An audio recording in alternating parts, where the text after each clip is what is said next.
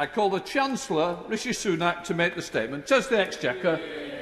Thank you, Mr. Speaker. I'd like to take this opportunity to update the House on our plans for one of the UK's most productive and innovative sectors, financial services. Financial services will be essential to our economic recovery from coronavirus, creating jobs and growth right across our country. And as we leave the European Union and start a new chapter in the history of financial services in this country, we want to renew the UK's position as the world's preeminent financial centre. My honourable friend, the Economic Secretary, will lay the foundations later through the Financial Services Bill. And I'd like to put that bill into context now by setting out for the House our plans to make this country more open, more technologically advanced, and a world leader in the use of green finance. Mr. Speaker, financial services have been fundamental to Britain's economic strength for centuries, and they remain fundamental today. The vigour and creativity of this industry adds over £130 billion of value to the UK economy, employs over 1 million people, and has been a critical source of revenues to support the NHS through coronavirus, contributing nearly £76 billion in tax receipts last year. And let us put paid once and for all to the myth that financial services and the City of London are synonyms. 2/3 of the people employed in financial and professional services work outside London, in places like Edinburgh, Leeds, Durham, Cardiff and Belfast.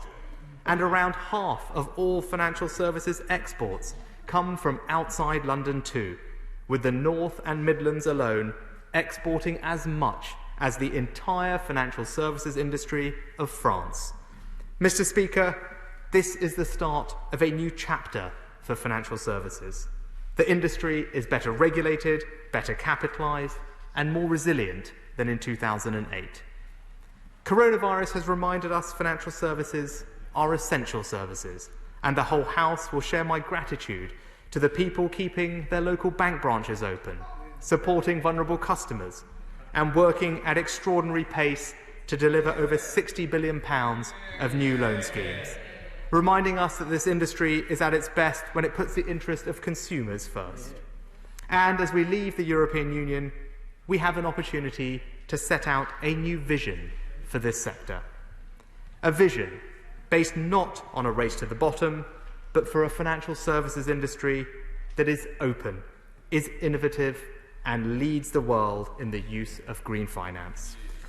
I'm taking 3 steps towards this vision today. Mr. Speaker, our first task as we write this new chapter for financial services is to give certainty on our approach to regulation after we leave the transition period.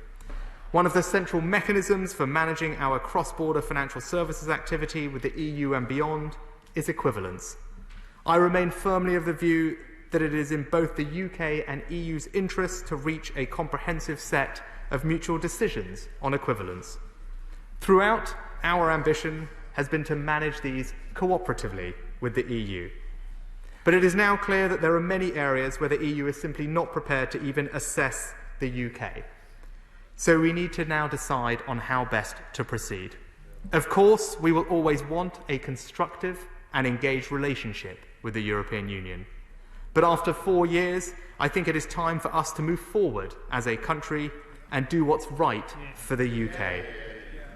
To provide certainty and stability to industry and deliver our goal of open, well-regulated markets, I'm publishing today a set of equivalence decisions for the EU and EEA member states. Of course, we're ready to continue the conversation where we haven't yet been able to take decisions. But in the absence of clarity from the EU, we're acting unilaterally to provide certainty to firms both here and in Europe. I'm also publishing today a detailed framework for our approach to equivalence more generally. Our approach here will be simple. We will use equivalence when it is in the UK's economic interests to do so, taking a technical, outcomes-based approach that prioritises stability, openness, and transparency. And of course, we now have the freedom to build new, deeper financial services relationships with countries outside the European Union. We're making good on that promise already, progressing our partnership with Switzerland, the second biggest financial hub in Europe after the UK. With India, holding a significant economic and financial dialogue just 2 weeks ago. And with Japan, agreeing a new partnership that goes further than the EU's own financial services arrangements. But, Mr. Speaker, equivalence is not our only tool to ensure openness as a jurisdiction. Control of our own regulatory regime means we need to be clear with our trading partners about how our overseas firms access the UK's markets in a way that is predictable, safe and transparent. So I'm announcing today that we'll launch a call for evidence on our overseas regime before setting out our future approach next year. To boost the number of new companies who want to list here in the UK, I'm setting up a task force to make recommendations early next year on our future listings regime. To build on the 113,000 jobs already supported by investment management, we'll shortly publish a consultation on reforming the UK's regime for investment funds. To encourage UK pension funds to direct more of their £500 billion of capital towards our economic recovery, I'm committing today to the UK's first long-term asset fund being up and running within a year. And to make sure UK financial services exports to the EU remain competitive, we will treat those exports the same as we do for other countries. This means UK firms will be able to reclaim input VAT on financial services exports to the EU, support for British industry and jobs worth £800 million. Mr. Speaker, we're known in this country not just for our openness, but for our ingenuity and inventiveness too. So the second part of our new financial chapter for financial services will use technology to deliver better outcomes for consumers and businesses. So we are building on our existing strengths as a leading global destination to start, grow and invest in fintech. And I look forward to welcoming Ron Khalifa's report in this important area. We're staying at the cutting edge of payments technologies, where we've just concluded the first stage of our payment landscapes review and will shortly publish new plans to support the sector. And by making sure our regulatory environment is ready to manage the far-reaching implications of technology on money itself. We'll publish a consultation shortly to make new forms of privately issued currencies, known as stablecoins, meet the same high standards we expect of other payment methods. And the Bank of England and the Treasury are considering further if central banks can issue their own digital currencies as a complement to cash. Finally, Mr. Speaker, this new chapter means putting the full weight of private sector innovation, expertise and capital behind the critical global effort to tackle climate change and protect the environment. We're announcing the UK's intention to mandate climate disclosures by large companies and financial institutions across our economy by 2025, going further than recommended by the Task Force on Climate-Related Financial Disclosures, and the first G20 country to do so. We're implementing a new green taxonomy, robustly classifying what we mean by green to help firms and investors better understand the impact of their investments on the environment. And to meet growing investor demand, the UK will, subject to market conditions, issue our first ever sovereign green bond next year. This will be the first in a series of new issuances as we look to build out a green curve over the coming years, helping to fund projects to tackle climate change, finance much-needed infrastructure investment, and create green jobs across this country. Mr. Speaker, we've set out today our vision for this new chapter in the UK's financial services industry, a vision of a global, open industry where British finance and expertise is prized and sought after in Europe and beyond. A technologically advanced industry, using all its ingenuity to deliver better outcomes for consumers and businesses. A greener industry, using innovation and finance to tackle climate change and protect our environment. And above all, an industry that serves the people of this country, acting in the interests of communities and citizens, creating jobs, supporting businesses, and powering growth as we direct all our strength towards economic recovery. And I commend this statement to the House. We now come to the shadow Chancellor of the Exchequer and Leigh Stokes. Thank you, Mr Speaker. We've become used to disjointed, last-minute policy-making recently in this House. Today's events, with a statement entitled "The Future of Financial Services" on the very day the Financial Services Bill was being debated, surely takes this to new heights. Now, the UK produces 1% of global emissions, but companies and financial institutions based here produce 15% of those emissions. Action from government to match the green ambitions of many in financial services can't come too soon. Recent developments have unfortunately gone in the wrong direction. Over the last decade, the UK has pumped £6 billion into overseas fossil fuel projects via UK export finance. So will the Chancellor do as Labour has demanded and immediately ban the financing of fossil fuel projects through UK export finance? Labour supports the move to greater disclosure of climate-related information, and 2 months ago we called on this government to show leadership and introduce mandatory reporting ahead of COP26.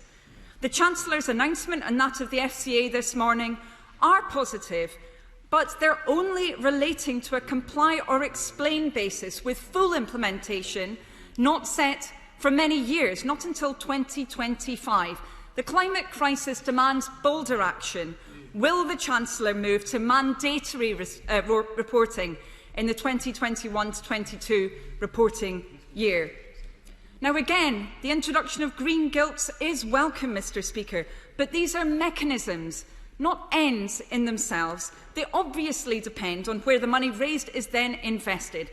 So far this year, the UK government has announced around £5 billion in green investment. That compares with £36 billion in Germany and £27 billion in France. Where is this government's ambition for a green recovery from the coronavirus crisis? And where is the replacement for the Green Investment Bank that the Conservatives sold off? Now, of course, the financial sector is, as the Chancellor rightly said, critically important in ensuring that start-ups and scale-ups can access the capital they need to grow and succeed. So important right now. But that must go hand in hand with oversight and protection.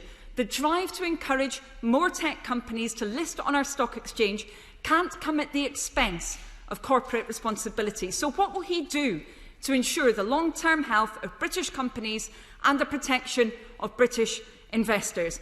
And where's the action here to protect people's access to local bank branches and to cash on their high streets? There's more in this statement about stable coins, hardly the talk of living rooms up and down the land, than there is about people's access to cash. Now, Mr Speaker, while we debate these often welcome measures, we mustn't forget the elephant in the room. This government's mishandling, I'm calling it that because that's what it is, of ensuring market access for our firms to our largest trading partner. Mr Speaker, 1 in every 14 UK workers are employed in financial and related professional services. Yet the City of London Corporation recently said approaches to negotiations make them feel like the neglected child of an acrimonious divorce. With weeks to go until we leave the transition period, we still don't know whether the EU will determine that our rules are equivalent to theirs. The Chancellor's predecessor said achieving equivalence on day one should not be complicated. The deadline for achieving equivalence was June of this year. By that date, out of 28 forms the UK needed to complete, it had filled in just 4. This government can't even complete the paperwork on time to secure market access for our largest export industry. The Chancellor said that today he was setting out our approach to equivalence. That should have been done months ago. It's such a critical aspect of the UK's economy. And we've seen damage already being done. Ernst & Young's research suggests over 7,000 jobs have already gone, £1.2 trillion in assets set to be relocated from the UK, and potentially worse to come as firms making plans decide not to locate those plans and those jobs within our borders. It's too late now to strike a deal that would preserve market access securely. Too late now. A phrase, sadly, we're coming to associate with this Chancellor. But let me ask him, when did one of our most important sectors fall so far down his list of priorities? Thank you. To the Exchequer. Thank you, Mr. Speaker. I was hoping this would be a rather more technical discussion, but I think it was telling from the Honourable Lady opposite that we had all those questions, but not really, until the last sentence, any word of praise or recognition for this industry. Right? Absolutely trying to score political points, no recognition, and sneering and sniding at the importance of this industry up and down the country, all the people that are employed in it. Right? No recognition whatsoever. And in fact, when I made this statement about those hard-working people in this industry who were making sure that customers had access to their branches, access to loans during the coronavirus, all I heard was muttering.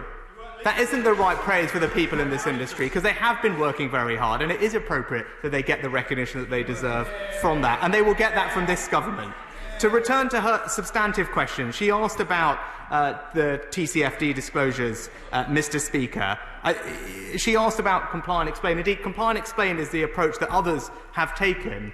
We will be the first major economy, the first in the G20 to mandate disclosures by 2025. There is a roadmap that has been published today. It is the most ambitious timetable that any major economy has done to date. In fact, it goes far beyond what was recommended by the task force themselves, and I think it is something that we, at least on this side of the House, will be very proud of. She asked about access to cash, Mr. Speaker. She should know that in the middle of October, on about the 15th, we published our access to cash call for evidence is something I announced at Back and Budget in March, and the responses to that will inform our future legislative strategy. We laid that out clearly that we believe is it important that everyone has access to cash, and depending on the responses to that consultation, we will decide on the appropriate next steps. Then she also, I think, commented on our response to the equivalence the equivalence process from our EU partners, and I think she was trying to accuse us of being slow in replying or not quite replying sufficiently. Well, that will be news to the team that have spent months producing 2,500 pages of responses to those Commission responses. I might add, actually, Mr. Speaker, as the Honourable Lady seems more willing to defend the EU in their conduct of this process, we haven't had a single question back from the European Union after sending 2,500 pages of responses over to them. I might also add that we didn't feel it necessary to send them thousands and thousands of pages, Mr. Speaker. We adopted a constructive approach that required very little answers, given that we know their current regulatory arrangements, because we all share the same ones. But that said, Mr. Speaker, we have chosen to take an approach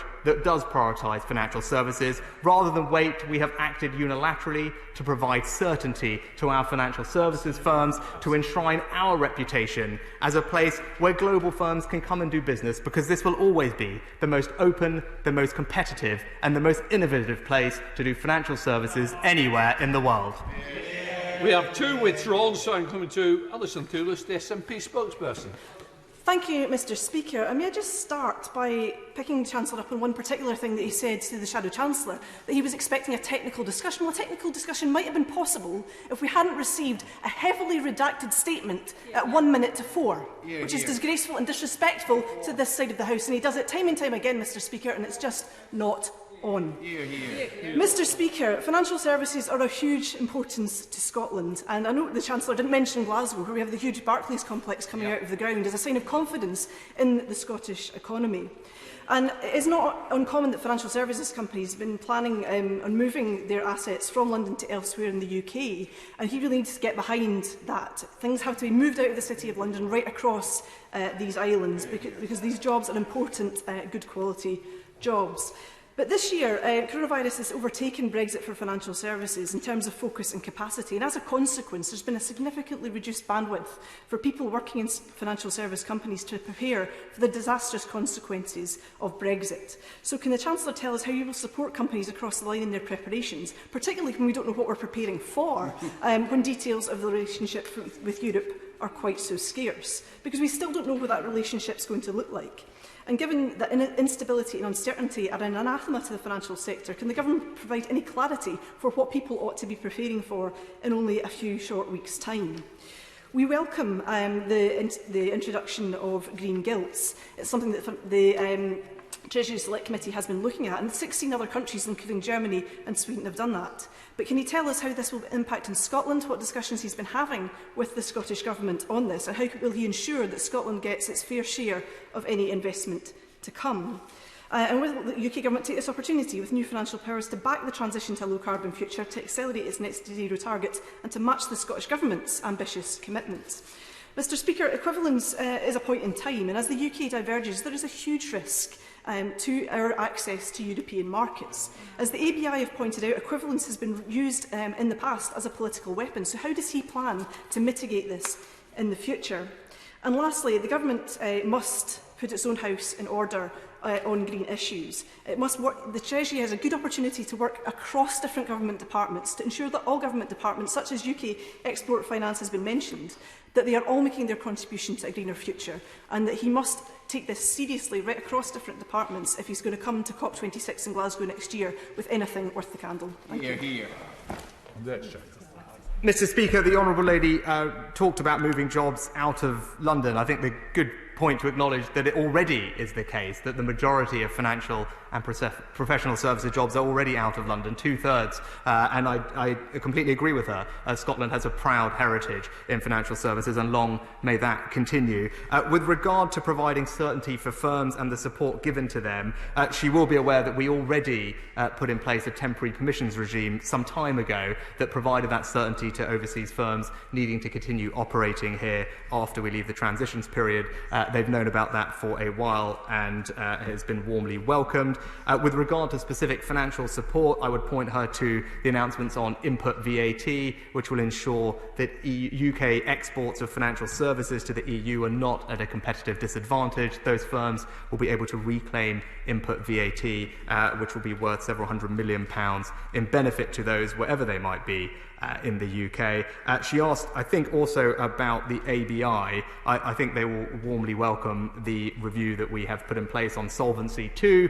The feature of our particular insurance industry is its the prevalence of long-term annuities. The capital treatment of those is not well managed by European rules, and there's an opportunity for us to improve things in that area, which is why the ABI, I think, have warmly welcomed our review into the Solvency II insurance regulations. And lastly, she talked about equivalence as a political weapon, I think. Our approach, whether others might wish to use equivalence as a political weapon, as I set out today, that will not be our approach. We will approach equivalence in a technical way, in an outcomes-based way, and seek always to provide transparency and stability, because, Mr Speaker, we believe that in doing that, we will cement our reputation as the best place to do financial services in the world. 4 withdrawn, so we go to Kevin Brennan. Thank you, Mr Speaker. I listened very carefully to the Chancellor, and he announced a green curve, a landscape review, a call for evidence, a task force, and, God help us, a roadmap.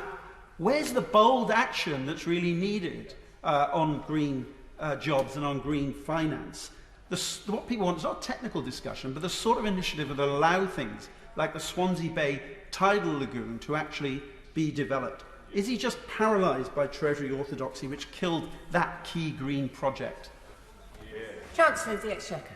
Madam Deputy Speaker, the honourable gentleman asked about bold action, and when it comes to green measures, what we've announced today is that we will be the first major economy in the world to mandate the recommendations of the Task Force on Climate-related Financial Disclosures, doing so across the economy by 2025. I think that demonstrates both boldness and leadership on this vital issue. Robert Largan. Thank you, Madam Deputy Speaker. Financial services are worth over £130 billion to the UK economy and support over 1 million jobs, crucially 2/3 of which are outside of London. So I wholeheartedly welcome this statement. I also welcome the announcement of the sovereign green bonds. Can the Chancellor confirm that those bonds will help fund crucial projects to tackle climate change, for example, like the restoration of the moorlands in the Peak District, or vital infrastructure investment that can help improve public transport across the north of England? Mr. Speaker, Madam Deputy Speaker, my honourable friend is absolutely right. The transition to net zero will require enormous sums of capital to help finance, and this bond will ensure, along with all the other market developments, that it will catalyse that we can attract that capital into the UK to build the infrastructure we need. We now go to Andrew Gwynn. Thank you, Madam Deputy Speaker. My honourable friend, the Shadow Chancellor, was right to raise the fact that this government needlessly sold off the Green Investment Bank in 2017, because when the transition period ends and we cease to be part of the European Investment Bank, we'll become the only country in Europe without a public investment bank. So can I ask the Chancellor, how does he propose to fill this gap in our green finance ambitions? Mr. Speaker, I'd urge the honourable gentleman to wait for the imminent publication of the National Infrastructure Strategy, which will address that specific concern. Rob Butler.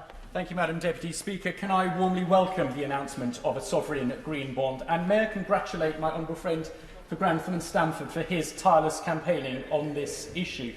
Can my right honourable friend say whether he agrees with me that these green gilts will help tackle climate change and create green jobs in firms of all sizes, including the many micro-businesses in my constituency of Aylesbury? Chancellor. I think my honourable friend is absolutely right. The transition to net zero will create enormous economic opportunity for companies large and small, and I know that he will champion his small businesses as they seek to benefit from it and help not just drive our recovery, but also create jobs in his local area. Christine Jardine. Thank you very much, Madam Deputy Speaker. The Chancellor mentioned that jobs are leaving London for the rest of the UK. I would point out that jobs are leaving the UK for Europe. Assets are leaving at a frightening rate, 1.2 trillion. Now, the announcement about the Green Guilds is welcome, but again, it is too late. We had a Green Investment Bank in this country, and at that point, we could claim to be ahead in the fight on climate change. So does the Chancellor appreciate why constituents like mine in Edinburgh West, the second largest financial sector base in this country, are concerned that this government simply is not on top of what is happening and up to date with what this country's economy needs? Chancellor.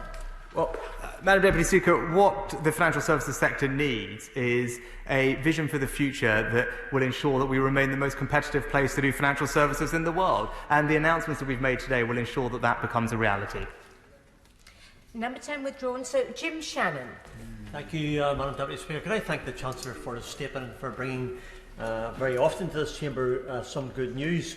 The Chancellor is absolutely right about the financial and professional services work outside London. And in Belfast, there's some 24,000 jobs.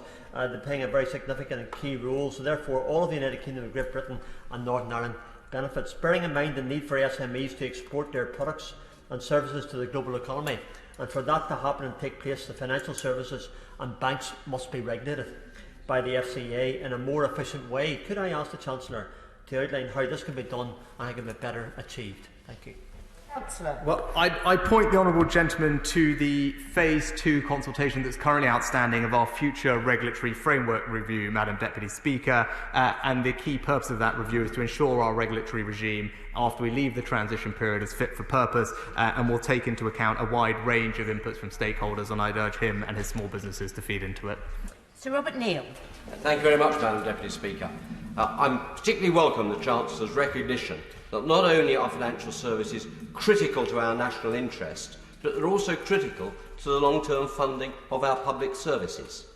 Against that background, and with a shared objective of maintaining the position of the sector its preeminence, will he confirm that whilst we have set out our own equivalence decisions, we will continue to seek, wherever possible, the closest agreement and alignment with the EU, which remains an important market, and the door is not closed upon that?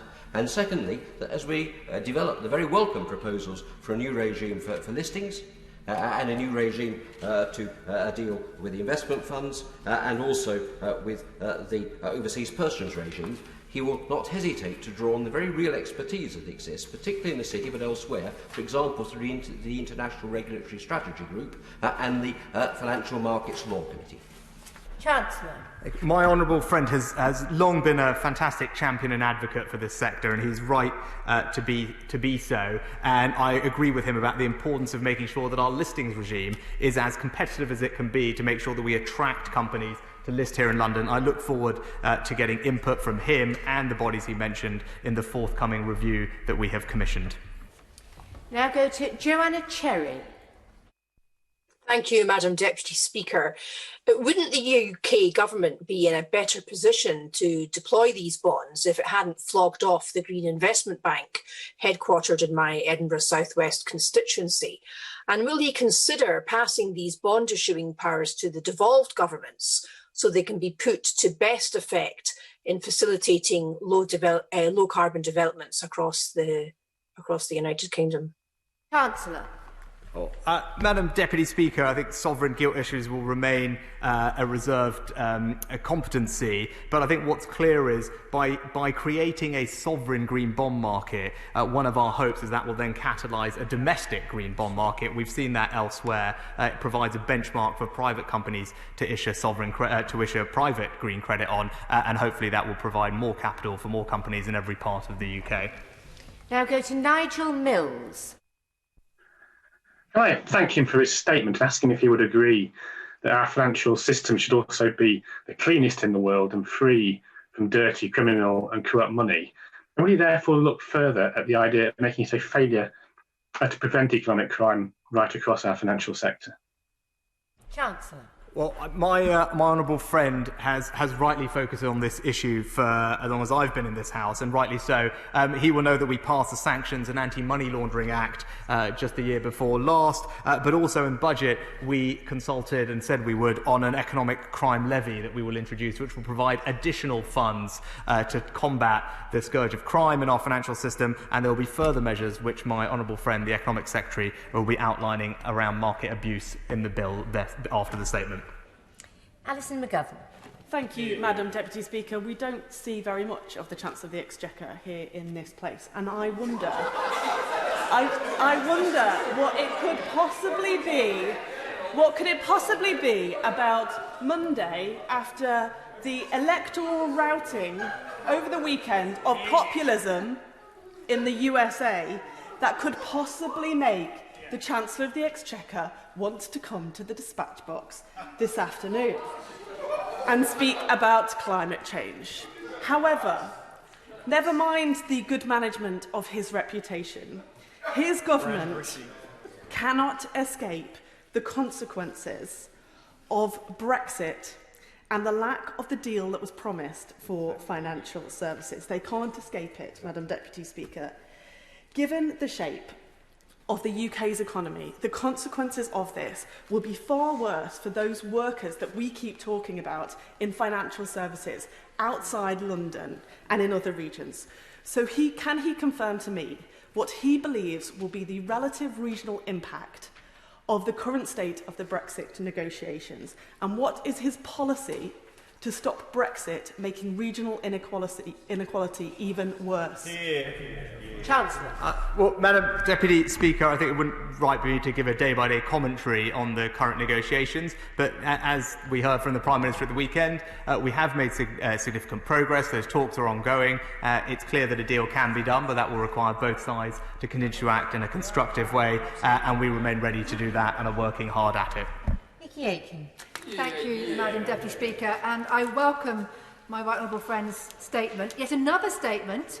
He seems to be here more often than not. Whilst I recognise the million-plus jobs that the financial services industry support, 2/3 outside of London, it is the City of London, within my constituency of the cities of London and Westminster, that is the heart of financial services in this country, supporting these jobs across the UK. So I welcome this statement, and I'd ask my right honourable friend, what further measures will the government take post-transition to ensure that the UK maintains and enhances this global competitiveness within financial services sector? Chancellor. Well, my honourable friend is rightly proud of this industry given her constituency, and she's right that we should not rest on our laurels. We may be world-beating today, but we want to remain that way, the most competitive place to do business, which is why many of the initiatives that we've launched today, for example, the listings reform that was talked about, or the investment funds regime reform, will provide, or Solvency II indeed, will all provide opportunities for us to tweak and flex our regulation going forward, attract capital, attract business, so that the industry can continue to grow and go from strength to strength. Now go to Stella Creasy. Thank you, Madam Deputy Speaker. The Citizens Advice Bureau tell us that 6 million of our constituents have already fallen behind on a bill during the pandemic. And one group exploiting the fintech explosion the Chancellor is talking about are the legal loan sharks of the credit sector. In the last financial crisis, the coalition government waited too late to act, and the Wongas of this world ripped off millions of our constituents. Yet now you are better protected if you take out a payday loan than a credit card debt, because at least the interest rate is capped. Chancellor, as millions of our constituents face a terrible Christmas, please learn the lessons of the last financial crisis when dealing with the financial sector. Please bring in a cap on the cost of all credit so that we make sure that some of those new fintechs, the buy now, pay laters of this world, are not the kinds of financial companies that we get coming to our shores to exploit our constituents yet again. Well, Madam Deputy Speaker, I know the Honourable Lady has spent an enormous amount of time in this chamber focused on these issues, and rightly so. I know the FCA is currently taken action to address the issues in the buy now, pay later sector. But more generally to her question, important question around debt and consumer credit, it's worth bearing in mind that we've provided around £38 million to debt providers this financial year, bringing the total to £100 million. Colleagues will know that from May next year, the Breathing Space initiative that has recently passed in this place will provide a period for individuals who are struggling with debt issues to take a pause and agree a repayment plan. And indeed, my honourable friend in the bill later will be introducing provisions for us to introduce statutory debt repayment plans, which will further help those who are struggling paying back credit. Now go to Raymond Chishti. Thank you, Madam Deputy Speaker. I thank the Chancellor for the statement and all the financial support he has given to my constituents in Gillingham and Rainham during COVID-19. My question is specifically with regards to the work of the Financial Ombudsman and the 6-month statute of limitation when dealing with complaints, as raised with me by a constituent in Gillingham and faced by constituents around the country. With all other ombudsmen, such as health and the Parliamentary Health Ombudsman, there is a 12-month statute of limitation. Can the Chancellor explain this discrepancy? Or would he be kind enough to take this matter away on behalf of my constituent in Gillingham and look at this anomaly and in the interest of fairness? Chancellor. Madam Deputy Speaker, I'm very happy to take the issue away and look forward to discussing it further with my honourable friend on behalf of his constituents. Richard Thompson.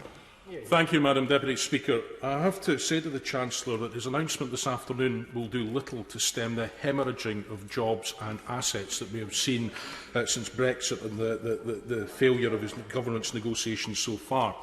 But Germany earlier in the year announced a £46 billion investment in the green economy to stimulate recovery. Could I ask the Chancellor, how will his sovereign green bond intend to match this? And what discussions has he had, or does he intend to have, with the devolved administrations around these islands to discuss how the proceeds of any such bond issue might usefully be put to work? Mr. Speaker, I point the honourable gentleman to our budget in March, where we set out a sense of the capital plans for the next few years, and what he will see there is plans to spend over £600 billion in capital investment in this country over the next 5 years, raising capital investment to the highest sustained level it's seen in almost half a century. Now go to Craig Whittaker. Madam Deputy Speaker, and thank you to my right honourable friend for his statement. Many of the 750,000 jobs outside of London in the financial services sector are located in places like West Yorkshire and in particular in Calderdale. Does my right honourable friend agree with me that keeping the UK at the forefront of financial service regulations Supporting an open and dynamic economy is the surest way to ensure we remain a competitive economy as we emerge from the coronavirus pandemic. Chancellor.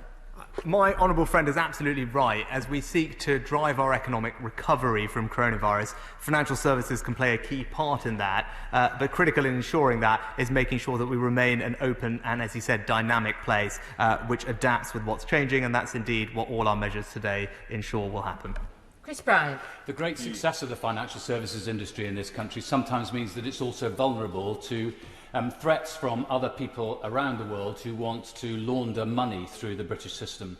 Of course, it's good that we now have a beneficial ownership register, but the threshold for that is 25%, which is quite high, higher than some other countries. There are lots of companies that are granted exemptions by government ministers from having to show their real beneficial ownership. And the Companies House has next to no resources with which to investigate whether what is being told them by the individual companies is actually true. I just wonder whether it isn't time now for us to launch a further effort at tackling money laundering, and wouldn't it be good if the government were able to say as soon as possible that the overseas territories which are part of this country's financial services institutions were also publicly making available their beneficial ownership registers? Chancellor. Madam Deputy Speaker, I think more generally the honourable gentleman is absolutely right that this is an important issue which deserves our focus. I'm pleased that the Financial Action Task Force year before last judged the UK in their independent review to be one of the best regimes in the world for tackling money laundering. But with regard to the specific question about Companies House, he will know that there is currently an outstanding consultation on a review of the Companies House regime, and I look forward to hearing his thoughts on what we should do to take that forward. Joy Morrissey. Thank you, Madam Deputy Speaker. May I thank my right honourable friend for updating the House with a statement and for the plethora of statements he has offered to this House from time to time. And may I also remind those opposite that this is not a UK crisis, this is a world crisis, a pandemic, and that I thank my right honourable friend for everything he has done to help those in the financial sector and in the green economy. Many in Beaconsfield work in both those sectors. And may I ask him to outline to the House how green finance can be used in a way to build back the UK economy post-coronavirus, as well as meeting our climate change commitments and delivering a greener economy? Chancellor. Well, my honourable friend is absolutely right, and I thank her for her warm comments. And she's right that we need this finance to develop new technologies which would help meet our climate ambitions. To give a couple of examples, carbon capture and storage is something that we can be a world leader in. Similarly with offshore wind, those are the kinds of investments that will need extra financing to help develop those technologies or further their export capability, and that's exactly the type of investment that this new capital will help fund. Patricia Gibson. Thank you, Madam Deputy Speaker. I confess I was surprised to hear of the Chancellor saying that he was grateful to the people keeping their local bank branches open. I now have 7 towns in my constituency with no bank and only 3 towns that do have access to a local bank, surely the hardest hit in the UK. If he really wants to help people keep bank branches open, when will he do more to ensure and help facilitate banking hubs in my constituency of North Ayrshire and Arran and across Scotland? Chancellor. Madam Deputy Speaker, the Honourable Lady will have heard my answer before about our plans to take forward initiatives on access to cash and protecting it. The outstanding consultation will conclude shortly, and then we will decide on a future legislative strategy. Alex Shelbrooke. Thank you, Madam Deputy Speaker. My right honourable friend has put unprecedented help to people during this crisis, but tragically in my constituents Elmet and Rothwell, almost 2,000 people have lost their jobs during this crisis. So does my honourable friend agree with me? As he mentioned in his statement, Leeds is a key financial hub in this country, and many of my constituents, if not employed directly in the financial services industry, are part of that support network around the financial services industry. And could I ask him to agree with me that the green bonds which come out will trickle down into small manufacturers, which I have a plethora of in my constituency? So can I ask my honourable friend to push ahead with great speed, and how quickly does he think he can get this recovery? Because what I've heard today from my right honourable friend, quite frankly, is jobs, jobs, jobs. Chancellor. My honourable friend is absolutely right about the importance of Leeds to our financial services ecosystem here in the UK, and he's right about the importance for jobs in his local economy.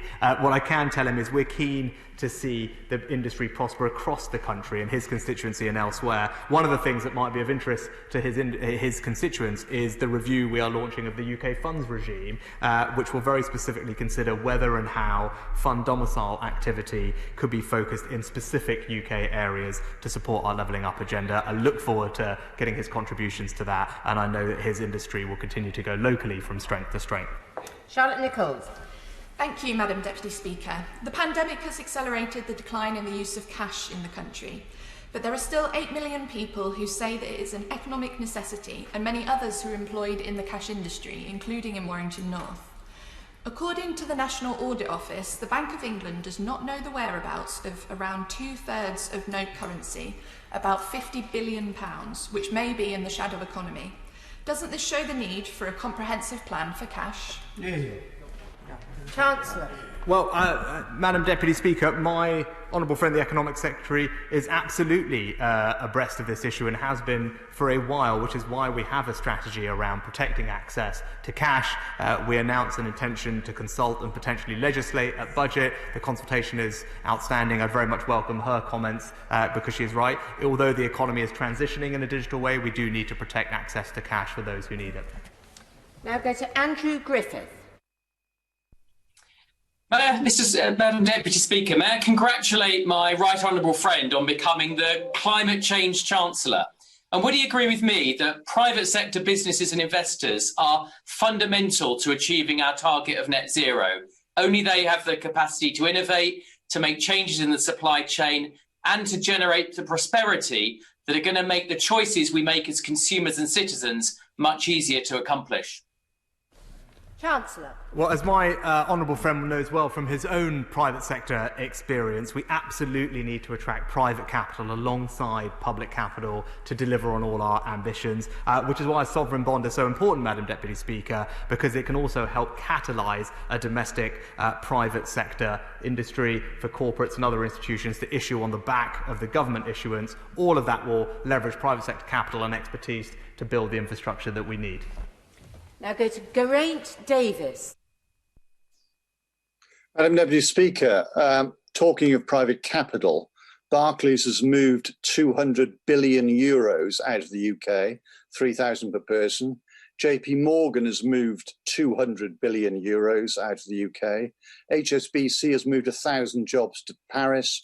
The government has abolished the Green Investment Bank, and we're leaving the European Investment Bank.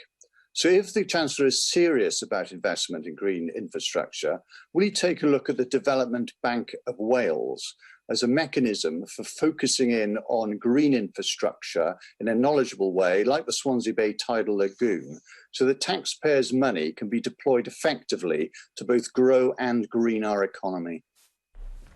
Chancellor.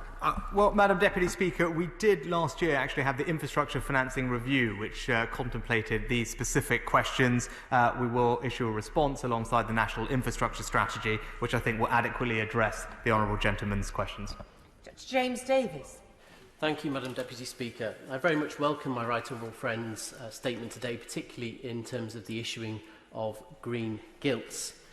Will he confirm that the benefits of the sovereign green bond will be available alongside revenue support mechanisms to support hydrogen production and carbon capture and storage, as exemplified by the HyNet project for North West England and North East Wales?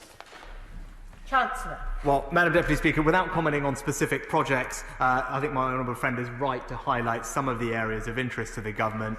Carbon capture and storage, he will know we have already outlined over £800 million of investment over the next few years to help develop with the private sector 2 carbon and capture and storage clusters.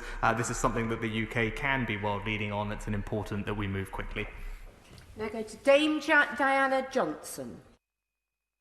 Madam Deputy Speaker, as the Shadow Chancellor pointed out in her excellent remarks, over the past decade, the United Kingdom, under successive Tory governments, has pumped £6 billion into climate-damaging fossil fuel projects overseas via UK export finance. So will the Chancellor now commit to ban this activity immediately and make it a priority to invest in British green energy industries in places like the Humber estuary and create the future jobs we need for a real green northern powerhouse? Well, Madam Deputy Speaker, the Honourable Lady will know in her area the importance of offshore wind, and I know she will have welcomed the Prime Minister's announcements for that sector, including an increase in the amount of domestically manufactured content as we look to build on our advantage as a user of offshore wind to make sure that we also build an advantage in manufacturing the turbines. It's exactly what she's asking for, and this government is in the process of delivering it. Bim Afalami. Thank you, Madam Deputy Speaker. I welcome the Chancellor's statement, and it foreshadows a huge increase in the powers for the FCA, a huge increase in the amount of legislation and regulations that will come through this House. I was wondering what thought the Chancellor may have given to establishing perhaps a specialist financial services select committee of this House, perhaps with some sort of oversight capacity, so that we can manage this huge influx of legislation and regulations once we get out of the transition period on the 1st of January. Chancellor. Well, Madam Deputy Speaker, not for me to suggest that the Treasury Select Committee needs something else to do, but my honourable friend is right that there will be a change in the regulatory alignment after leaving the transition period, which is why our future regulatory framework review is so important. We're just embarking on phase 2 of that, and that will consider the right balance between government, Parliament and the regulators, and that's the appropriate place for him to feed in his thoughts on how we can get that balance right. Jonathan Edwards. Diolch, Madam Deputy Speaker. In answer to the Honourable Member for Edinburgh South West earlier in the statement, why did he rule out allowing the devolved governments to issue their own green bonds? Surely this would be one way to help the Welsh Government directly fund the Swansea Bay Tidal Lagoon project, considering that the Treasury views the contracts for difference model to be too costly. Madam Deputy Speaker, obviously the Welsh Government will make its own decisions on supporting its own local economy. Issuance of sovereign bonds is obviously a reserved capability, and it's inappropriate that it remains that way. Neil O'Brien. Thank you, Madam Deputy Speaker. Short-termism in finance and public companies has long been a concern in the UK, so I welcome the measures my honourable friend is taking today, which build on the work of the Patient Capital Task Force. I welcome the review of Solvency II, which is potentially deterring long-term investment, and I welcome the long-term asset fund as well. But can my honourable friend set out, firstly, what he hopes it will achieve, and secondly, what metrics he will use to assess whether it's working or not? Chancellor. Well, my honourable friend is absolutely right about this. To give him a sense of what we're trying to achieve, we know that today, particularly defined contribution pension schemes are not particularly well invested in long-term illiquid instruments, roughly about 1% of their portfolios compared with about 10% for defined benefit schemes. If we can unlock that difference, that's worth tens and tens of billions of pounds of extra investment in long-term infrastructure and assets in this country. I think that's a valuable prize, and we will make a start on making that a reality next year. Peter Kye. Thank you, Madam Deputy Speaker. Can I join the Shadow Chancellor in celebrating the success and importance of the financial services sector in our country? The Chancellor said that he was making a unilateral announcement about equivalence. So can you confirm that now the British financial services sector now has to await for the EU to make its unilateral announcement about equivalence and other measures that will dictate what is possible in terms of access for British businesses? The government, and if I reflect, Madam Deputy Speaker, the government signed the political declaration which committed them to finding the agreement by June last year. If British business was as good as this government at doing deals, there would be no financial sector in this country. Chancellor.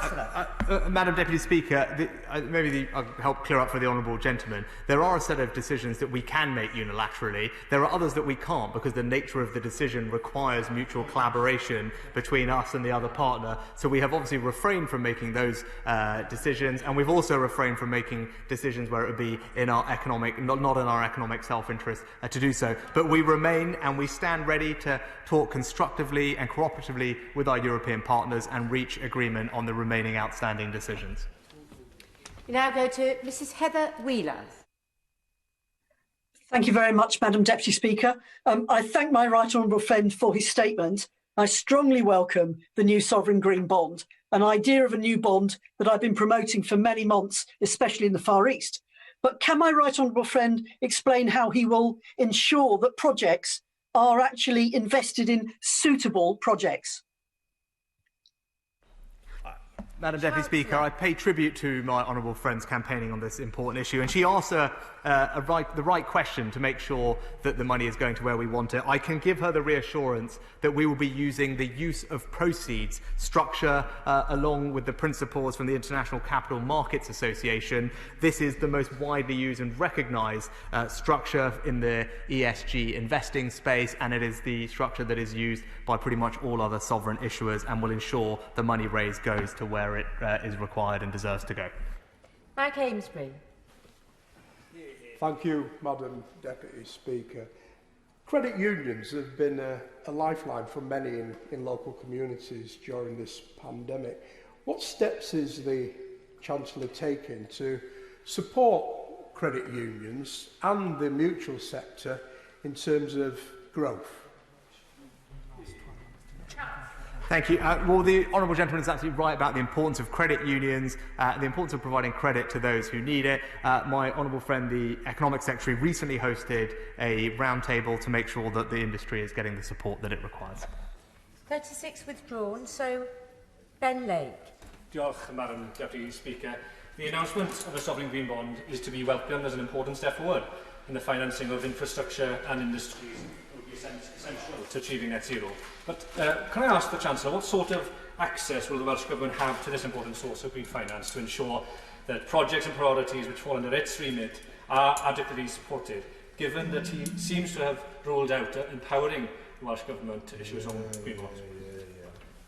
Chancellor. Well, Madam Deputy Speaker, the UK Government issues UK debt, and where there are spending where there is spending that has a Barnett implication, that money is provided to the Welsh Government. The sovereign bond is just a way of financing the expenditure of the United Kingdom. Those Barnett consequentials will always be provided if and when the appropriate expenditure is made for the Welsh Government to use as it sees fit. Gareth David. Thank you, Madam Deputy Speaker. Can I warmly welcome the statement today, particularly around the issuance of a green gilt. It's a great idea. Can I ask the Chancellor, does he agree with me that the issuance of a green gilt marks a great opportunity to showcase Britain's place in the world in terms of our financial services power to move towards net zero by 2050? Chancellor. Madam Deputy Speaker, can I pay enormous tribute to my honourable friend? He has campaigned tirelessly, written tirelessly, and advocated tirelessly for many years for the UK to issue a sovereign green bond, and I know he will be heartened by the announcement today. He is absolutely right, and he knows better than most what a signal this will send across the world of our desire to be a global leader when it comes to green finance and deliver on all the ambitions that we have, which I know he will play a key part in making sure that we do. Patrick Graydon. Thank you, Madam Deputy Speaker. He seems to be either deaf or in denial about some of what opposition members are saying to him today. Ernst & Young have calculated that over £1 trillion of assets are being moved out of the UK to the EU as a result of Brexit. Does he accept that? Is he proud of that? Does he think that's a price worth paying for Brexit? Or does he seriously think what he's announcing today is going to mitigate that somehow? Chancellor. Madam Deputy Speaker, the announcements we're making today will ensure that the UK remains the most open, competitive, technology-leaning and dynamic place to do financial services anywhere in the world. It is a constantly changing industry, and it's right that we're on the cutting edge of what's happening. Now that we are outside of the EU and leaving the transition period, we actually have the ability to make further changes to our regulatory regime to enhance our competitiveness and attract jobs, capital and business to the UK. Last question, Richard Fuller. Thank you very much, Madam Deputy Speaker. In response to the comment by the Member of Parliament for Wirral South earlier, I don't know where Labour MPs have been these last few weeks, but the Chancellor has been here today, the 9th of November, on the 5th of November, on the 22nd of October, on the 20th of October, on the 14th of October, on the 24th of September and the 15th of September. No Chancellor has been more responsive to the needs of members of Parliament than this Chancellor, Madam Deputy Speaker, which is why I welcome his statement today, which demonstrates that neither the financial services sector nor he as Chancellor in the UK are going to sit around and wait for the EU to respond, that he is going to point forward in leadership, in green finance, in financial technology and in financial transparency. So, Madam Deputy Speaker, may I ask my right honourable friend, will he build on his announcement today on the green sovereign bond so that ahead of COP26 there will be availability of retail investments for retail investors? Chancellor of the Exchequer. Madam Deputy Speaker, I thank my honourable friend for his question, and he will know from his own extensive experience in financial services how important the announcements today are. I think he makes a very interesting suggestion, and I'd love to meet with him to take it further and see what we can do. Thank you. We'll have a 3-minute suspension to allow the safe exit and entry of honourable and right honourable members.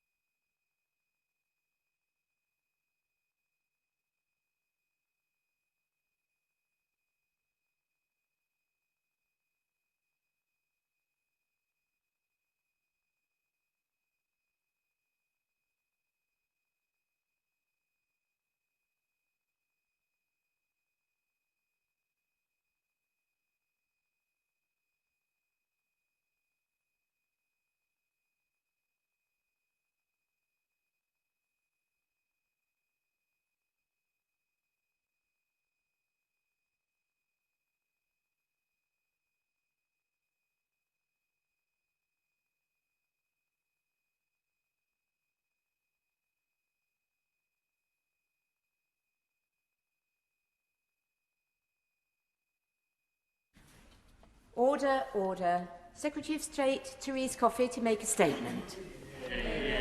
Thank you, Madam Deputy Speaker. Throughout this coronavirus pandemic, this government has put an unprecedented package of support in place to strengthen the safety net for individuals, families, communities and businesses who need help at this critical time. We recognise that this has been a challenging year for everyone, especially for those who've lost their jobs and those families who are feeling the extra strain, worrying about putting food on the table or money in the meter. The Prime Minister has been clear that this government will use all its efforts to make sure no child should go hungry this winter. This government also wants to ensure every child reaches their full potential. That is why I am announcing a comprehensive package of support to see these families through the winter months and beyond. Through the new COVID winter grant scheme, increasing the value of Healthy Start vouchers, and the national rollout of the Holiday Activities and Food Programme for the longer holidays in 2021.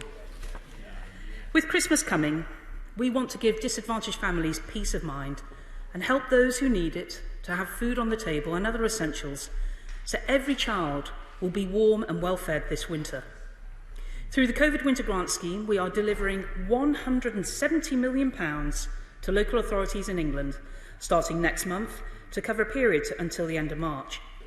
This fund builds on the £63 million already distributed earlier this year, and as then, funding will be dispersed according to an authority's population, weighted by a function of the English Index of Multiple Deprivation. Any Barnett consequentials are already included in the guaranteed £16 billion funding for the devolved administrations. So there is funding available for every child in the UK, and I hope that the devolved administrations will play their part in this mission. Local councils have the local ties and knowledge, making them best placed to identify and help those children and families most in need. And it's important to stress that this covers children of preschool age too. Targeting this money effectively will ease the burden faced by those families across the country worrying about the next bill coming through the letterbox or the next food shop. Grants will be made under Section 31 of the Local Government Act 2003, and what is different from early in the year is that the grant will carry conditions and reporting requirements to ensure the scheme is focused on providing support with food and utility costs to vulnerable families with children affected by the pandemic. We will require at least 80% of the grant is spent on children with their families, providing some flexibility for councils to help other vulnerable people. We will also require councils to spend at least 80% on food and key utilities. Again, there will be some flexibility for other essentials. In trying to give children the best start in life, it is important that food for young children and expectant mothers should be nutritious. This will help in their future health and educational attainment. That is why we are increasing the value of Healthy Start vouchers by more than a third, helping low-income families to buy fresh milk and fruit and vegetables, helping to boost their health and readiness for school. So from April 2021, the value of the vouchers will rise from £3.10 to £4.25. The third part of our comprehensive package is the extra support that we will be giving children and families during the longer school holidays.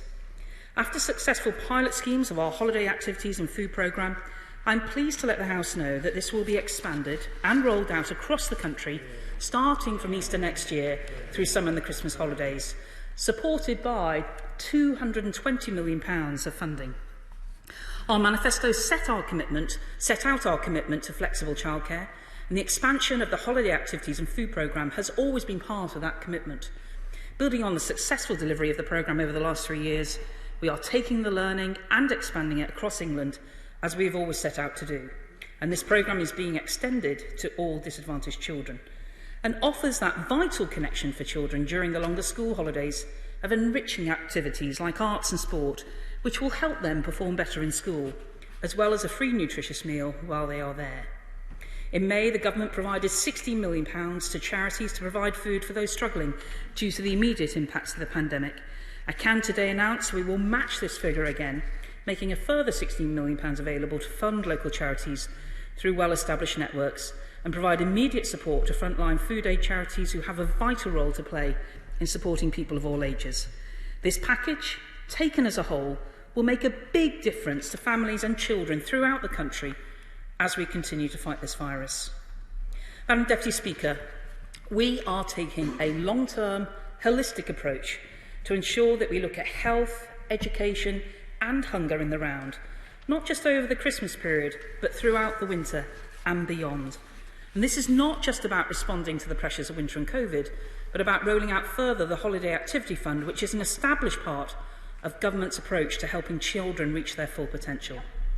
With this announcement, we are assuring that, as well as taking unprecedented action to protect jobs and livelihoods, we are also protecting younger generations.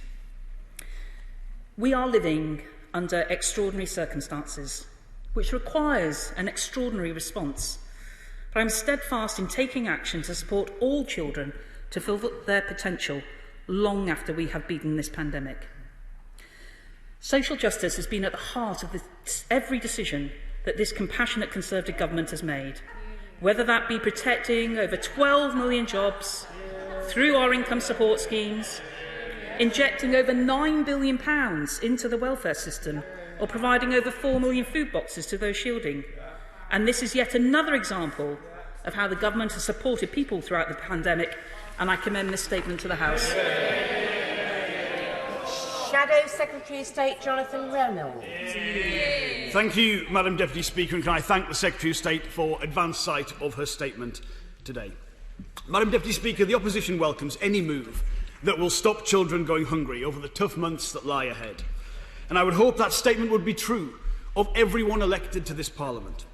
So I still can't believe that the government has had to be dragged, kicking and screaming to the right place on this, and to acknowledge that in this country, in this day and age, no child should be going hungry. And I'm astonished that the government can stand here and somehow pretend we didn't all hear hours and hours of justification from them in this House just a fortnight ago on why they then thought the absolute opposite of what has been announced today. Madam Deputy Speaker, in my 10 years in Parliament, I have never been so depressed as when I listened to the comments made on those benches opposite during that holiday hunger debate and on social media afterwards. Not because of the disagreement on policy. Debate, disagreement, that is what Parliament is all about. But what I couldn't stand was the toxic commentary, the stigmatising of good people in hardship due to the economic mess this government is itself responsible for. I'm talking about the unacceptable insinuations about money for children's food being spent on brothels and drugs with no evidence to back that up. I'm talking about Tory MPs attacking businesses in their own constituencies who stepped up when the government wouldn't, and using that to show that compassion to show evidence that financial support was no longer required for businesses. I'm talking about the same tired old clichés about state dependency at a time when it is the state itself that has had to close businesses and workplaces to deal with the virus. We even heard people who themselves have only ever known privilege show us they don't even know how poverty is measured in this country, and in one case didn't know the difference between how a median wage and an average one is calculated. It was unedifying, it was ignorant, and it was insulting to British families. So can I ask the Secretary of State to start with an apology for that debate and for that vote, because the tone of her statement today does not match the tenor of that debate. Now, Madam Deputy Speaker, welcome as this statement is, as with every stage of the pandemic, the government has acted too late. Half-term has been and gone. So let me thank the real hero of the hour, Marcus Rashford. The Secretary of State, I think, might have forgot to mention him. But Marcus deserves immense credit for his campaign and for what he has achieved in such a short space of time. Because the depression that I and many others felt when we listened to that debate here in Parliament turned to joy when his activism unleashed the most incredible response from UK businesses over that half-term holiday. Even though they're facing extremely tough times themselves, they stepped up. And that is because in a compassionate society, it is a given that children should not be going hungry. But why did it take that extraordinary outpouring of community support to make the government see that? And let's get to the heart of the issue. All of this matters so much. All of this is so important because the social security system that we have in this country does not give people the support they need when they hit hard times. That's why this announcement matters so much. That's why furlough had to be invented. That's why the self-employed and contractors are in such a precarious position. In the announcement today, once again, the Secretary of State references the £9.3 billion the government has put into social security since the beginning of the crisis. So what I would ask the government and all Conservative MPs to reflect on is if you've had to spend an additional £10 billion and yet There is still so much incredible hardship and unmet need out there. What does that say about the system that has been created by you over the 10 years preceding this crisis? I note, by the way, there is still no sign of the Department of Work and Pensions review of food bank use, which was due out on October 19th. We all know what that will say. At the beginning of this crisis, the opposition asked for 5 urgent measures to stop families falling into significant hardship. The sharing of the £20 increase to universal credit across legacy benefits. Scrapping the savings threshold so savers weren't punished. Ending the punitive 2-child limit and the benefit cap so that people could receive what the government has already announced. And turning the universal credit advance into a grant, not a loan. Those 5 measures would have been a big step towards alleviating child poverty and giving people the support they need. And they are still required. Yet instead of acting, unbelievably the government is still on course to cut universal credit by £20 in April next year, when we know the pandemic will still be affecting people's livelihoods. That will be a cut for 6 million families. So can I ask the Secretary of State to spare Britain's families that brinkmanship, spare us the inevitable U-turn after the event, and on top of the announcement today, commit that the government will not cut universal credit in 6 months' time. For once, will the government make the right decision before it's too late? Secretary of State. Well, thank you, Madam Deputy Speaker. And let me start by saying I welcome his support for these measures, but I'm somewhat disappointed by the honourable gentleman's approach. It's quite simply false to label this as anything other than a significant expansion of existing support measures and delivery on our manifesto commitments to support disadvantaged children and families. This summer alone, 50,000 children were in the Holidays and Activities Fund. As we've said, next Easter, summer and Christmas, that will be open to all eligible children in order to take part in that. And indeed, I think an additional 2,500 breakfast clubs have been started during COVID. I mean, I would remind the party opposite that their proposal to extend simply vouchers to free school meals recipients over Christmas would have cost just £40 million for the 2-week period, and only school-aged children would have been eligible. By contrast, Madam Deputy Speaker, our new package of support, building on the £63 million earlier in the year for the local welfare assistance funds, is £170 million that will last 12 weeks and support thousands more disadvantaged children and families. That's not to mention, as I say, the commitment to extend the holiday activities and food programme, the Healthy Start vouchers and food redistribution charities. Combined, recognising the barnet consequentials that will happen, this represents over £500 million of support for children and families in a much more targeted way, trusting our local councils who can draw on a variety of information that they have in order to make sure that we help the most disadvantaged and vulnerable people at this time. I think it's that targeted approach which really sets this out, and we will work with councils right up and down the country to make sure that every child is warm and well fed this winter. Paul Maynard. Thank you very much. As someone who did not support the government in the lobbies a fortnight ago, can I nonetheless welcome this announcement from the Secretary of State that will make a difference to tens of thousands, literally tens of thousands in my constituency. Can I also praise ministers, for I know we've been working on this package not just over the past fortnight, but for many, many months, and congratulate their perseverance for the political maelstrom. Can the Secretary of State say a little more about where the projects are going to be delivered by local councils? They will be making sure that the money is spent on not just meeting immediate need, but also on improving life chances for young people in the long run.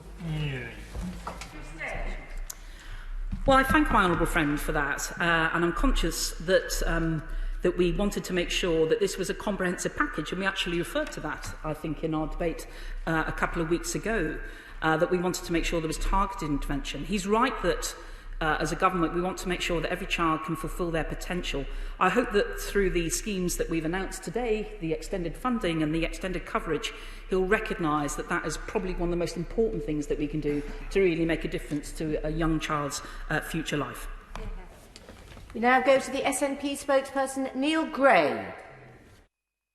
Deputy Speaker, thank you, and thanks to the Secretary of State for advance sight of the statement. I'm just sorry to say that as welcome as some of these measures are in themselves, they're just not enough. And they will only serve to partially catch up to where Scotland has been for some time. When the Scottish Government introduced its Best Start foods payment last year, the equivalent to Healthy Start payment, they'd already increased it to £4.25.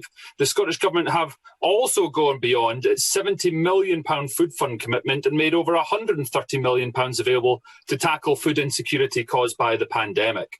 And on free school meals, I'm delighted the UK Government appears finally to be relenting to the incredible campaign run by Marcus Rashford. The decision today will no doubt be welcomed by the same Scottish Tories who failed to support this only 2 weeks ago.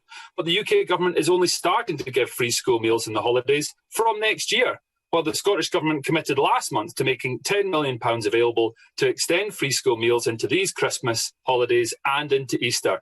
The need is now. And that's why it is so welcome that today the new Scottish child payment, described as game-changing by anti-poverty campaigners, opens for applications and payments will start early in the new year. But there's been nothing on the 2-child cap, nothing on the 5-week wait, and they should make advances grants. Nothing on the temporary uplift to universal credit. And in response to the significant campaign led by the SNP, Joseph Rowntree Foundation, Save the Children and others, now supported by her DWP predecessors and the leader of the Scottish Conservatives, the Treasury has been flirting with the idea of extending the much-needed increase to universal credit. And no wonder. Even with this temporary £20 per week extra, the Secretary of State knows that those out of work are £1,000 worse off today compared to 2011. So will she put on the record today that she would expect that temporary uplift to universal credit to be made permanent, and so that there is no longer unfairness with sick and disabled people on legacy benefits not getting the same, will she finally commit to see the uplift expanded to legacy benefits too? Well, I think the honourable gentleman, I'm not sure if he'd welcome these measures or not, and he'll. I think that he will see that the Barnett consequentials will feed through to the Scottish Government. I'm conscious that I don't think the Scottish Government did provide support over the half-term, but I'm conscious that future support was part of their legacy already. In terms of kind of moving forward, there are definitely aspects. I just want to remind him that, of course, advances are actual grants to people. It's just a phasing of payments of universal credit over the year and soon to be over 2 years, if that's what claimants want to have. And as a consequence, we need to make sure that we continue to manage with our customers to make sure that they have that financial resilience and that we will continue to try and support them in that endeavour. In terms of recognising, as I say, I'm sure that the Scottish Government will take full advantage of the money as part of that £16 billion between the 3 devolved administrations to make sure that they use it best and make sure that no child in Scotland goes warm and without food this winter. Dean Russell. Madam Deputy Speaker, I completely understand the strength of feeling in the country around supporting children and families at this really difficult time. So I'd like to ask, does my right honourable friend agree with me that these announced measures actually, quite rightly, go far beyond any of the provisions recently called for around free school meals? And will my right honourable friend please provide the assurance to me that this is actually a measure which will provide the right support, targeted in the right way, in a sustainable way, long term, as we laid out in our manifesto last year? Thank you. Well, first of all, I'll say congratulate my honourable friend. He's been exemplary in his constituency in Watford in volunteering in order to throughout this pandemic, and I know that he will continue to serve his constituents well. In terms of, I do believe this approach is far more comprehensive in terms of the number of children it will be helping, particularly focusing using local expertise, but also one of the things that people may not be aware of is that councils have access to people who are on benefits. Of course, councils, the upper tier, will hold who's on free school meals if they decide that's the best way to target support. But I do want to make sure that every child who is vulnerable this winter is supported. And I do believe our councils are well placed in order to make sure that happens, as well as the ongoing future activity for a child's future potential.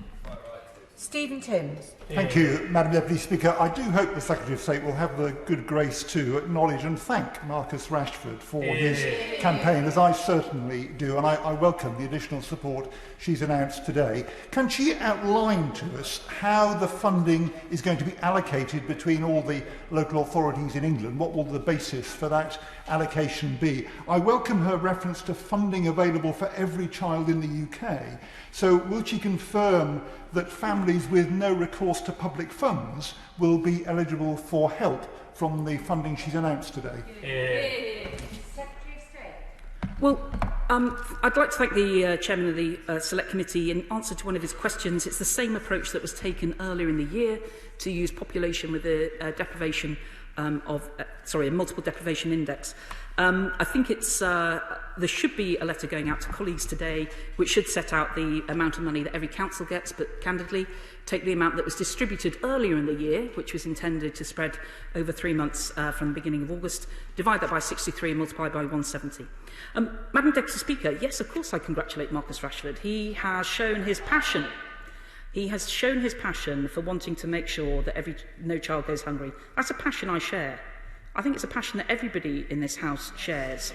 That's why we are working right across government. As we are today, we've been working with other departments in order to get this package together. It hasn't just arrived by magic. It's part of an ongoing plan in order to support families, in order to support children so they can do better in life. And that's why it's taking a holistic approach that looks at health, it looks at education, and continues to make sure that we will continue to have a family strategy, which again I'm working on with a variety of departments, so that we really do try and make sure that families are well and truly supported, including every child. Steve Double. Thank you very much, Madam Deputy Speaker. Can I thank the Secretary of State for this announcement today, which is clearly an extension of our policy, making sure that help is targeted at those that need it most. And will she confirm that we have given this additional funding for this winter to councils because they are best placed to understand the needs of their communities and get the support to the families that need it most? And does she share my views that this should not just be used to replace to support those who qualify for free school meals, because there are many families who are not eligible for free school meals, and it's very important that they get the support that is available as well? Well, indeed, my honourable friend is right, and I do believe that using councils is probably the best way, as they have a variety of information that I was referring to earlier, but also social services, health visitors. You know, this goes beyond children just at school, and we need to make sure that that information is well considered and in the round, so that where the children that need help this winter get it. I'm conscious that there are a variety of councils where people have asked why this is going to the upper tier. That's because those councils generally have a statutory duty towards children. But the best councils I've seen are working together right across their counties to make sure that they make full use of the levers of local government in order to help children, something which we share in this House and indeed our councillors up and down the country, regardless of what party they represent. Sarah Owen. Thank you, Madam Deputy Speaker. Nearly 4,000 children in Luton North, 8,000 children across the whole of Luton didn't know where their next meal was coming from last half term. Yet again, our wonderful community stepped up when the government stepped back. When the Prime Minister chose to ignore Marcus Rashford's campaign, it revealed a moral and compassion deficit that runs rife throughout his government. Does the Minister agree with me that she should ensure that no child faces holiday hunger again, not just for the winter months, but beyond this pandemic as well, starting by paying workers a real living wage and ending in-work poverty? Well, Madam Deputy Speaker, the universal credit system is designed to make sure that people working are better off than not working. And it's this government that introduced the national living wage, which has seen a huge uplift, huge lift up for a lot of people. Also, by raising the personal tax allowance to over £12,000, we've lifted 4 million people at least in order to not pay any tax at all. So the take-home pay of people has risen thanks to the actions of this government, and we will continue to support families. But under the In-Work Progression Commission, I want to go further, which is why Baroness Ruby McGregor-Smith is working on that, because we want to make sure that people can continue up the career ladder as well. Steve Bryan. I have to say, Madam Deputy Speaker, I really welcome this package today. And most of all, because it's a comprehensive, it's a coherent and it's a funded plan. We are spending our constituents' money that's been put together outside of a political storm, and that has to be the right way to proceed. Can the Secretary of State confirm for me that support with food costs will not just be confined to families with school-aged children, but will extend to all eligible preschool children, because we have to make sure that we look after preschool meals as well as free school meals? Secretary of State. Well, my honourable friend is absolutely right, and I welcome his support for this package. It is that comprehensive, holistic approach, trusting our local councils to really target the people that need that support. And he's absolutely right. Commendable as people may have thought that was in terms of the motion that was discussed in the House a few weeks ago, we wanted to make sure that every child who was at risk of going hungry this winter would be helped. And it's also the reason why we want to continue to make sure that that council approach with this additions to their welfare funds will, in order to make sure that they can really try and help make sure that people have the money as well, if necessary, to help heat their homes and prepare good, nutritious meals. Wendy Chamberlain. Thank you, Madam Deputy Speaker, and I join others on this side of the House in welcoming the Government's movement on the issue and pleased that they do finally agree that no child should go hungry in the UK. But the devolved administrations had their priorities on this issue right from the outset. But just moments ago we heard that this is a significant expansion in England, but that the devolved administrations are to make do with monies already announced last week. So can I ask the Secretary of State to explain why the devolved administrations are arguably being penalised for not only having their priorities right on this issue, but their sums right as well? I'm afraid the Honourable Lady is completely wrong on that. One of the things that the Chancellor set out last week is recognising through the Barnett formula, every time we do certain different policies, there's additional things which the devolved administrations want to do. We actually have a mature relationship with the devolved administrations. They've been set a guaranteed amount of funding, and I can assure the Honourable Lady that there is still more room in terms of Barnett consequentials, and I think that the Chancellor was right to make the decision that he did, and she should welcome it. Christine Wakeford. Thank you, Madam Deputy Speaker. Whilst I didn't support the Government in the vote a few weeks ago, like all across this chamber, I welcomed the announcement of the COVID winter grant scheme, especially the inclusion of preschool children.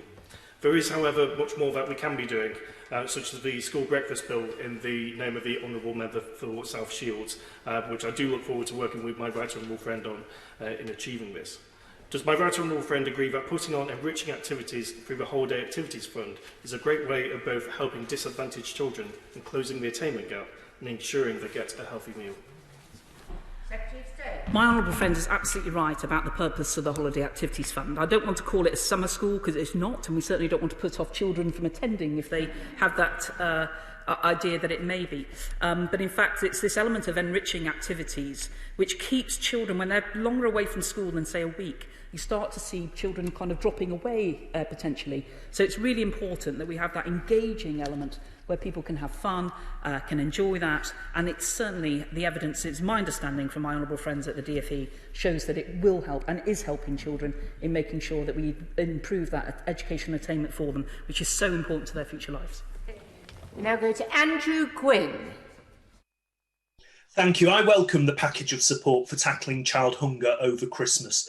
And as a Manchester City fan, let me pay tribute to that united hero, because without him, I don't believe that this government would have done anything here. Thank you, Marcus Rashford. But child poverty is serious, and it's not just about free school meals. It's also about the proposed cut to universal credit in April and the inadequacy of the local housing allowance that's pushing too many children and families into poverty at this time. Rather than U-turning again next spring, which is probably inevitable, why won't she do the right thing now? Well, Madam Deputy Speaker, I'm conscious that we did boost the LHA to the 30th percentile. I'm sure that may have helped some of his constituents, costing over £1 billion.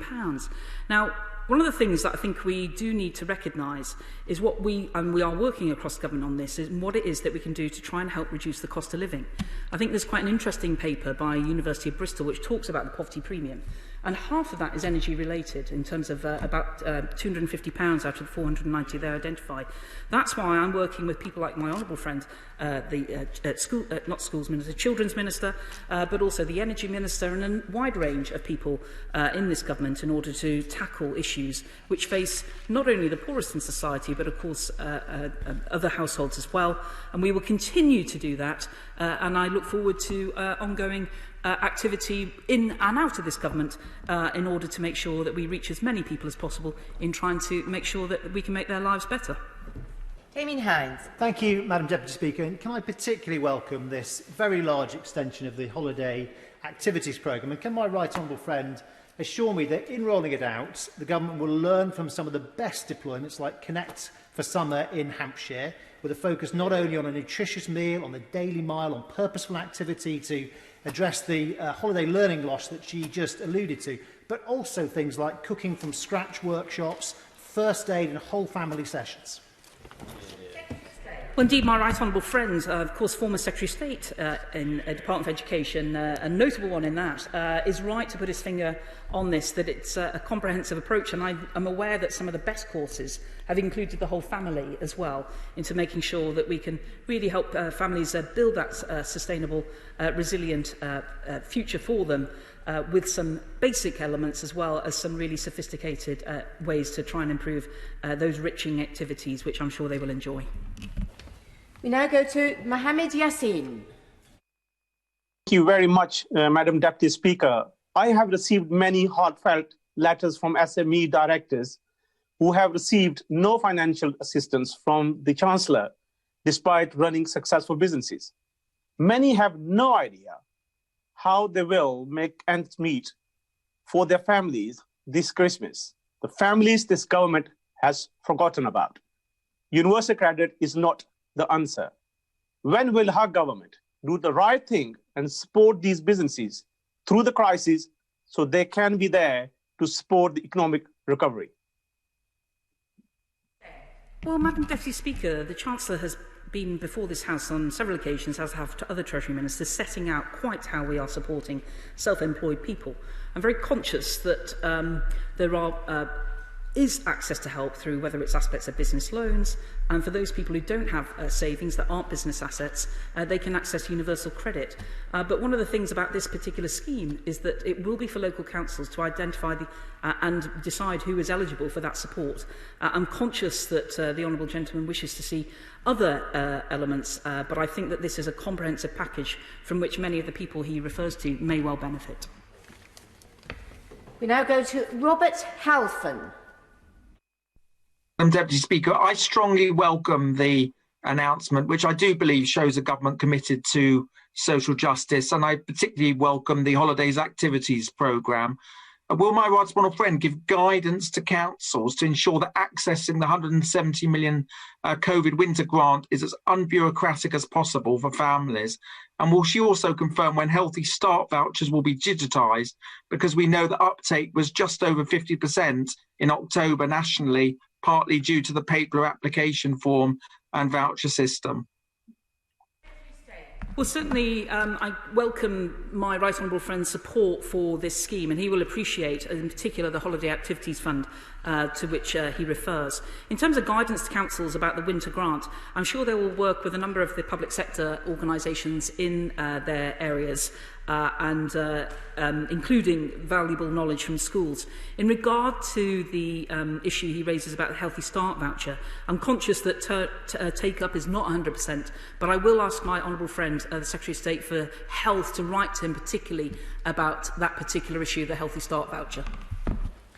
Holly Lynch. Thank you very much, Madam Deputy Speaker. And like everybody in the Chamber today, I very much welcome this announcement. But will the Secretary of State join me in paying tribute to Calderdale Council, the Community Foundation for Calderdale, the Peace Hall and so many others in Halifax who came together to launch the Never Hungry Again campaign, made possible with donations from the general public, which plugged the gap of free school meals over the recent half-term. Following her announcement today, will the Secretary of State commit to reimbursing Calderdale Council for the resources it had to invest in order to ensure that no child went hungry over the recent half-term? Secretary of State. Well, Madam Deputy Speaker, I think throughout this pandemic, we've seen communities and councils come together in order to support those in more difficulty than themselves. And that's been a tremendous response by the people of this country. In regards to funding that was distributed earlier in the year, the £63 million allocated to councils and the I think it's fair to say that that was designed to extend from, I think, at the beginning of August through to October. Of course, councils used it in a variety of ways. If I take my own council, Suffolk County Council, of the 700,000 they were allocated, they actually added another 800,000 recently themselves to that, and they've used 600,000 total of the funds. So they wanted to make sure that, again, they were using the best knowledge to reach the most vulnerable people, and I'm sure that Calderdale Council can be congratulated in making sure they've done that too. I'll go to Mrs Heather Wheeler. Thank you very much again, Madam Deputy Speaker.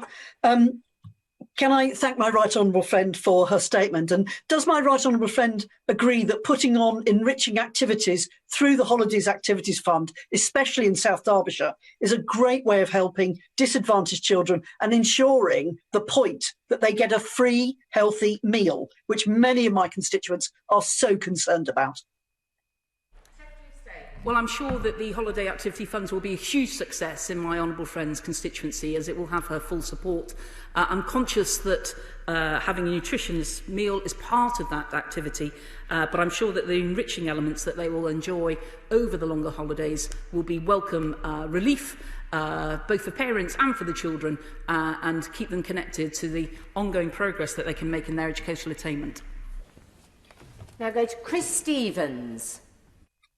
Thank you, Madam Deputy Speaker. The Secretary of State said earlier that advances are grants. That, of course, is not the view shared by the Cross-Party Select Committee, which describes advances as loans and should be replaced by grants. So can the Secretary of State firstly tell us when she will be in a position to respond to that report? And secondly, is she considering making the £20 uplift to universal credit permanent, which Feeding Britain estimate we stopped 300,000 children going into poverty?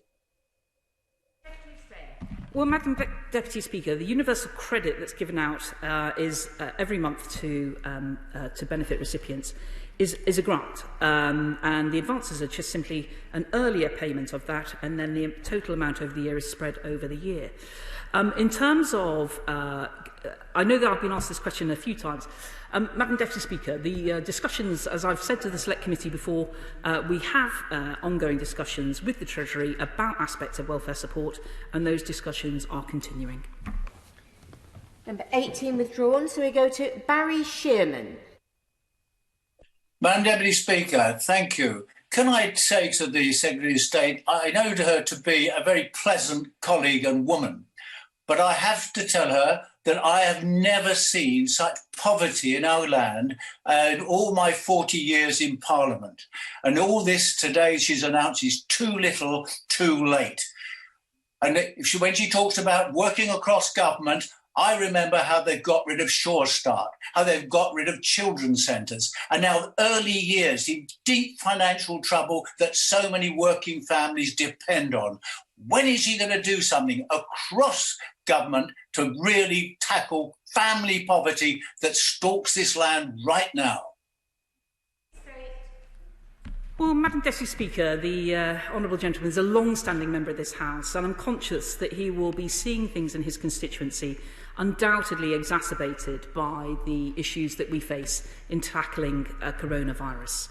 It is a great sadness that so many people have lost their work or are on reduced hours, and that's why we put in the extra injection of over £9 billion of welfare support to help people through this time. In terms of helping young children, my honourable friend, the Minister for Children, is just reminding me about we actually have the most generous support for preschool children ever undertaken by government, and that's why we continue to want to make sure that every child reaches their potential. But the key difference is, Madam Deputy Speaker, perhaps while I'm conscious of how proud the Labour Party was of Sure Start, actually we wanted to make sure the interventions that we undertook were exceptionally targeted so that every child really was able to fulfil their potential. And I'm confident that the measures that are in place now will continue to accelerate that, because that's the right thing to do. 20 withdrawn, so we go to Margaret Greenwood. Thank you, Madam Deputy Speaker. The people who've already had a mortgage holiday for 6 months aren't eligible for another one under the government scheme. So many people will be worrying about how they're going to keep a roof over their heads this winter. Furthermore, the scheme doesn't cover mortgage interest, so interest will still accrue during any payment holiday. Back in April 2018, the government scrapped the support for mortgage interest payments and replaced it with a loan, despite warnings from Labour that it will put low-income households at risk. So what consideration has the Secretary of State had? What consideration has she given, to reinstating SMI, and will she abolish the 9-month waiting period that renders the scheme unfit for purpose? Well, Madam Deputy Speaker, in terms of one of the things she fails to mention is that for those people new to benefits, if they've had full contributions over the last 9 months, there is no cap on the benefits that they may receive. In terms of the support for mortgage interest, that is continuing. She's right to say that the government changed this from a grant to a loan. I actually think that's the right thing that we did, because people have an asset and we are helping them keep that asset. I'm also conscious of the extensive work undertaken by my honourable friend, the Chancellor, in making sure that mortgages could be rearranged or payments that could happen. I'm also very conscious of the excellent work by my right honourable friend, the Secretary of State for MHCLG, on making sure that no evictions would be happening as a result of the issues that we're facing right now, except in more recently in terms of people who are nuisance neighbours. So that, I do think that we have done a lot to make sure that people can stay in their homes and keep a roof over their heads. Mrs. Maria Miller. Can I very much warmly welcome my right honourable friend's package of measures announced today to support families through what will undoubtedly be a very hard winter. But I know that she's aware that in constituencies like mine, more than half of those people who are on low income are in single-person households, facing a very different set of issues this winter. Can she confirm that the funding for programmes that help people through homelessness and particularly support rough sleepers and issues around mental health will not be diminished by the package of measures that have been announced today? Well, my right honourable friend knows I know Basingstoke well, because that's where I worked for so many years, and I'm conscious of the wide variety of community that is there, that is supportive of each other. In terms of thinking about other activities, I hope my right honourable friend will be aware of the £700 million package announced by my right honourable friend, the Secretary of State for MHCLG, just last week, to make sure that rough sleeping really does become history. Neil Coyle. Thank you, Madam Speaker. Today's measures are reactive. They've been forced out of this government by the COVID pandemic and the EPIC campaign of Marcus Rashford. The truth is, last year, Chancellor Trust had to provide 720,000 emergency packages of support to children in this country. That is more than 700,000 higher than when Labour left office in 2010. So all we're asking today is for the Secretary of State to be proactive. Scrap the benefit cap, scrap the universal credit delay, scrap no recourse to public funds restrictions, which will all leave children hungry across this country if the government continues to fail to listen. Well, Madam Deputy Speaker, if I think about the Holiday Activities Fund that we've been running for the last 3 years, this is a massive expansion of that, and I'm sure he will welcome that. In terms of building on what we distributed early in the year, £63 million, as well as the COVID summer scheme, £170 million will be there to make sure that every child has no need to go hungry in this country. I'm sure he will welcome that too. We will continue to work on helping people try and get ready to get back into work as and when the economy recovers. And we're doing that through our plan for jobs. I'm sure he will welcome that too. Tom Hunt. Speaker, over the summer, my honourable friend for Chelmsford actually visited me in Ipswich because we were one of the pilots where the Holiday Food and Activities Fund was in operation. And I can tell everyone in this House that this has been a long time coming, and it has been being worked on by government for a very long period of time, and it was very much a plan that they hope to extend across the country. This is far more ambitious than what was proposed in terms of simply extending the school meal vouchers into the holidays. This is unprecedented in terms of an intervention to help those who need the help the most, and I fundamentally welcome it. But does my right honourable friend agree with me that we all have a big job to do, both in this place, but also as government and as councils, to make sure that before December, everyone is aware of this fund, the profile is raised, so we can ensure that those who are vulnerable and need the help the most get access to it in a timely way? Well, I completely agree with my honourable friend and neighbour on the excellent work that had been done in the Holiday Activity Fund in summer in Ipswich. He will be conscious of, again, the diverse community that he represents, but also the excellent work undertaken by Suffolk County Council, and indeed all public sector leaders, in trying to make sure that they've distributed the funds that were allocated to them earlier in the year and have added money on top. I'm convinced that I think it's £2 million that will be going to Suffolk, will really go a long way to make sure children in Ipswich, in my constituency and in Lowestoft and right across the county will be made sure that they will get the help that they need. 25 withdrawn, so David Johnston. Speaker, I very much welcome this package of support today, which will rightly tackle more aspects of poverty than FSM vouchers could have. Regarding the additional support for Fair Share, we have one of their regional partners in my constituency called Sophia, which I volunteered for regularly in lockdown, seeing firsthand what a great job it does. Does my right honourable friend agree with me that charities like this are often better placed to understand the needs of their communities than central government is?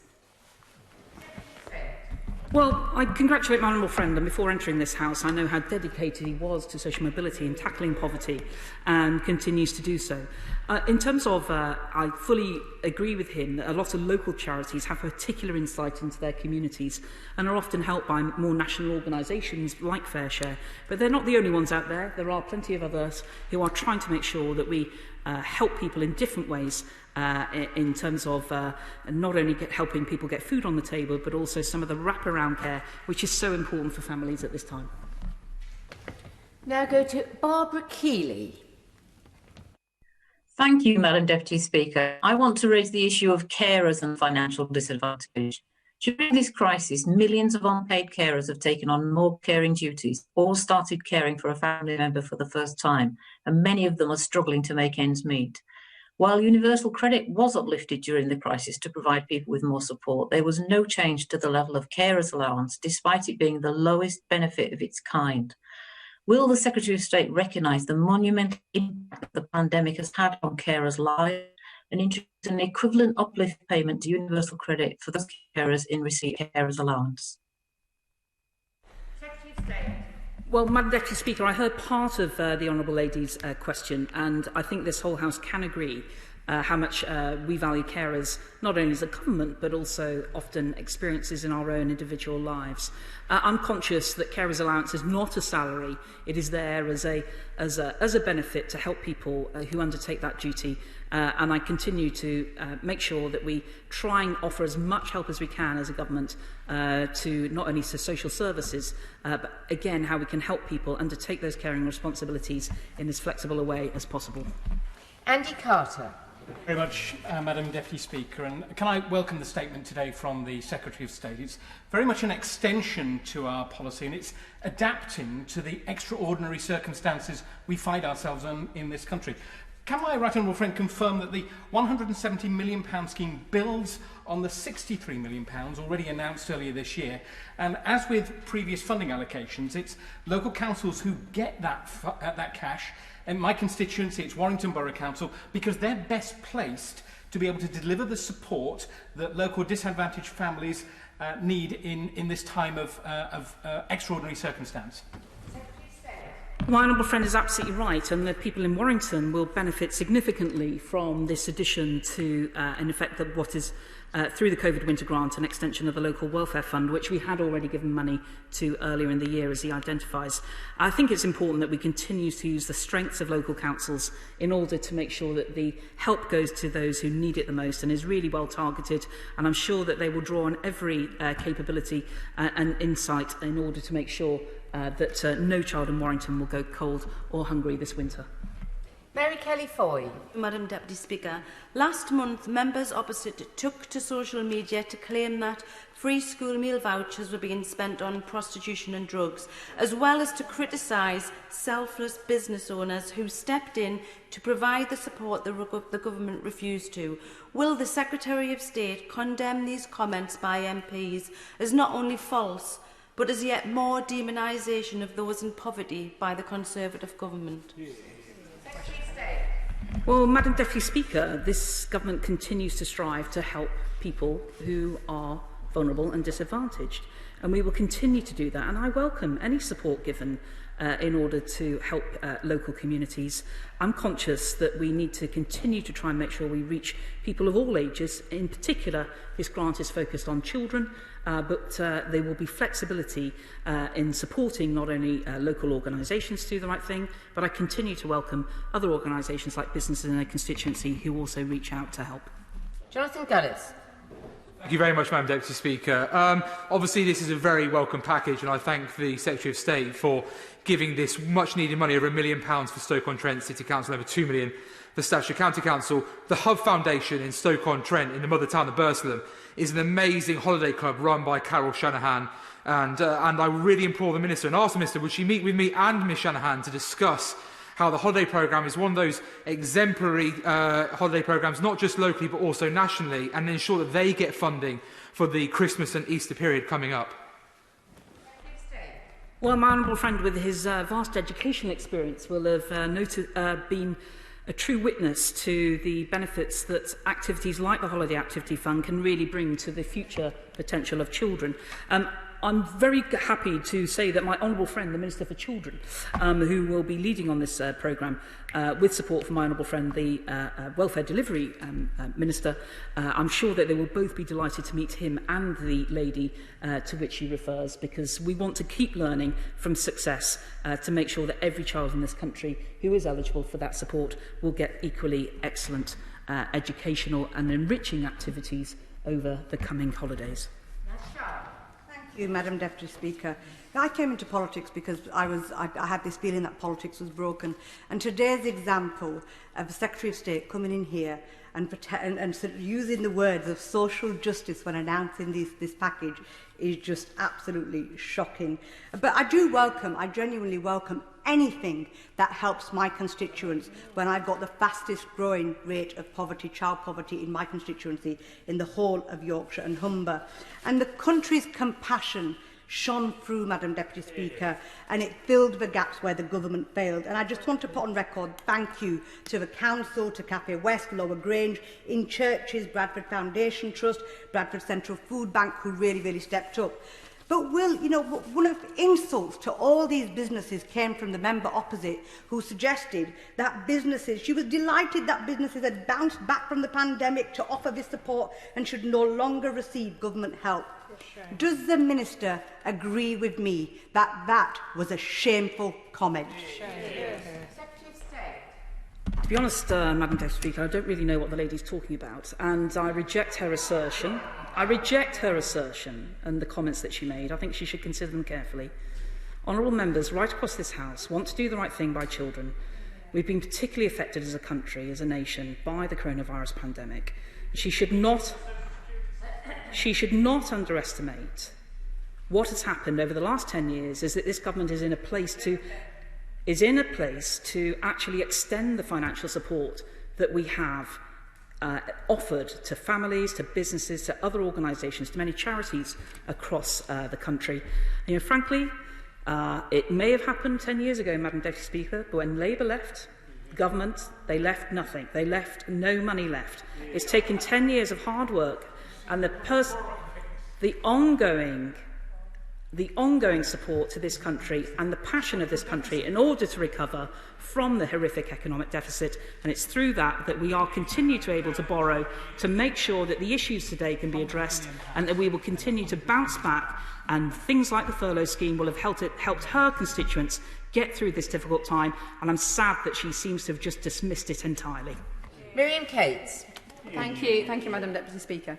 Can I thank my right honourable friend for her statement? And I'm delighted that in my constituency, Barnsley Council will be receiving over £900,000 and Sheffield over £2 million from the COVID Winter Support Grant, which will go to support our most vulnerable families this winter. And there's been a huge amount of coverage in the past few weeks about free school meals. But of course, this has never been a debate about school meals, which by definition are provided in school, in term time, and have never been intended to support families in crisis. So I welcome this comprehensive approach to supporting families who have been most affected by this pandemic. And this year, more than any other year, families' circumstances have changed so quickly. So can my right honourable friend confirm that local authorities will be able to use it to support all families, not just those who previously registered for support? Well, my honourable friend is absolutely right to welcome the funding that will support her constituents. And indeed, working with the local councils, we want to make sure that money does reach the people who really need it, not pre-qualification through other ways. And I do believe that councils are well placed, as I say, with a source of information to make sure that they help children not just at school age, but before that. And indeed, they will have access to benefits data. They've got access to other data from social services, from health visitors. And so the list will go on in terms of where they can really then target their support. And I'm sure they will be helped by many local charities and organisations in her constituency too. Now go to Beth Winter. Thank you, Madam Deputy Speaker. Research by the Joseph Rowntree Foundation has found significant increases in poverty rates as a result of the COVID pandemic.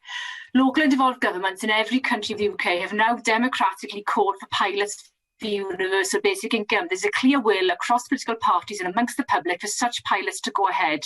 Will the Secretary of State agree to meet with me and other co-chairs of the cross-party group on UBI to discuss what support her department can provide for this important initiative? I know the Honourable Lady is very interested in universal basic income. She once asked me a question that took over a minute in this House. The answer was no then. The answer is no now to universal basic income. I'm conscious that she's being tenacious on this matter, but she's really not going to get universal basic income happening under this government. Jack Brereton. Thank you, Madam Deputy Speaker. Can I join my honourable friend, the member for Stoke-on-Trent North, and also I know my honourable friend, the member for Stoke-on-Trent Central, fully support this announcement. Unemployment is above the UK average in Stoke-on-Trent, so schemes to help low-income families and get people into work are absolutely vital. What steps is my right honourable friend's department taking to support those who have found themselves out of work to find new employment opportunities at the moment? Well, my honourable friend is right to point out that while we continue to support people through the welfare system, we do know that the best way to ultimately get out of poverty is for people to work. That's why, through our plan for jobs, we've been extending the number of training courses that people can do, considering, in particular, a new scheme called JETS to try and get people ready to go back into work. The jobs finding support scheme is particularly tailored to helping people who've been out in work actually for a long time, and this is a new experience for them in order to try and find work. And of course, also swaps, where there are some sectors where the future does not look quite so bright for the next few years, and we want to try and encourage people to consider potentially swapping careers, even if it's just in the short term, in order to make sure that they can try and get back into work. And I think that was a successful programme which is already seeing a huge demand and indeed a huge delivery of these programmes. Now go to Yvonne Favag. Speaker, and I welcome the expansion of grants, but can I urge the Secretary of State to scrap the 5-week delay in claiming universal credit? An advance that has to be repaid over whatever period is a loan, and there is increasing evidence from debt charities that this is pushing vulnerable families further into debt. Well, Madam Deputy Speaker, if somebody comes to make a universal credit claim, they can get money pretty quickly. I think within about 3 or 4 days. Yes, that's an advance, but that recognises an earlier payment of the sum that would generally be available over the year. Instead of getting 12 payments, a recipient will get 13 payments. So it's important that if people need the help, that they get the help, but then the payment will be spread over the rest of the year. Kevin Hollinrake. Thank you, Madam Deputy Speaker. As the co-chair of the All-Party Group for Poverty, can I welcome my right honourable friend's statement? I must say, despite the opposition's protestations, I don't remember any similar package of support being available in 2008 and 2009 when millions of people faced similar hardship. It's very important we take a strategic approach. Could my right honourable friend outline how this strategy will dovetail with the National Food Strategy that was commissioned by this government in 2019 and has made some similar recommendations? Well, my honourable friend is right to point out that the government continues to want to try and support people through this particularly challenging time and has put its money where its mouth is, frankly, in order to get that direct support to families and indeed businesses and communities more generally. In terms of the National Food Strategy, Henry Dimbleby has produced his initial review. The government will at some point, once I think we get phase 2 of his work and suggestions will then develop a food strategy. But I think we're all united in making sure, in particular through the Healthy Start voucher, that we want to make sure the food that young children and expectant mothers have is nutritious food, because that's really important for the development of our young children. We now go to Dr Philippa Whitford. Thank you very much, Madam Deputy Speaker. Last year, the UN Special Rapporteur on Poverty highlighted that disabled people have been among the hardest hit by 10 years of this government's austerity agenda. They are particularly reliant on legacy benefits, which, unlike universal credit, have not been increased by £20 a week during the COVID crisis. So will the Secretary of State now commit to a permanent increase of universal credit and support disabled people by extending the uplift to all legacy benefits? Well, Madam Deputy Speaker, the people can move to universal credit, apart from that small cohort of people currently receiving severe disability premium, but they will be able to make that move from January. I think it's important that people do check to see whether they will be better off. We think the vast majority of recipients would be better off on universal credit than they are on legacy benefits, and we will do what we can to try and help them in that journey. Caroline Ansell. Madam Deputy Speaker, and can I thank most sincerely my right honourable friend and the ministers who've worked intensively in this period to bring these measures to the House today. They are so incredibly welcome. They will make a real difference to children in Eastbourne and Willingdon, and I recognise that they go further, wider and deeper than the motion that I supported just 2 weeks ago. I particularly welcome the extension of the holiday and food activities programme, not least because we've seen schools close in this year and the learning gap widen. This will very much help with that. But it also will be very impactful. It's new to Eastbourne. I've only seen the success of pilot schemes in other areas, and that is something that I hugely welcome. Can she assure me that the good practice of other areas will be shared with county councils who don't have the experience in delivering these programmes to make sure that every child benefits to the maximum? Well, I thank my honourable friend's contribution there. She's right to recognise that this support package is much more comprehensive in reaching disadvantaged children, and particularly welcome her support for the national rollout of the holiday activities programme. In terms of best practice, yes, not only will there be guidance, but I'm genuinely hoping that we can do something innovative to how we share best practice between the most successful schemes and encourage charities to, of course, in a COVID-secure way, find out really what is happening in different parts of the country so they can be well prepared for when these programmes start in Easter. Christine Jardine. Thank you very much, Madam Deputy Speaker. And while I would welcome this latest U-turn from the government in supporting children, I would ask the government to consider the fact that there are still millions of people in this country who have had no help, no support, no finance from this government at all since March, like the constituent I spoke to on Wednesday who is at her wits' end. Will this government reconsider? Will they consider universal basic income? And will they extend the help that we have at the moment to the excluded? No, we will not be doing universal basic income. Last question, Siobhan Bailey. Thank you, Madam Deputy Speaker. It was always going to be a long-term and local approach that was going to be the best thing to help families. And I feel quite emotional about this because I was told I was starving children, I was killing children, I had the worst abuse ever, and I abstained because I wanted to help the government look at that long-term approach. And if the benches opposite really thought there was going to be starving children over the half-term holidays, you would not have brought that just before the half-term holidays. The local approach is working, and I would ask the Secretary of State to give praise to charities like the Long Table and the Freezers for Love initiative and Pagan Hill community groups, and say to them that the money and the funding will be there because they know where the families are that they can help. Well, Madam Deputy Speaker, it's nice to see my honourable friend back in the House after her maternity leave, and she speaks with appropriate compassion.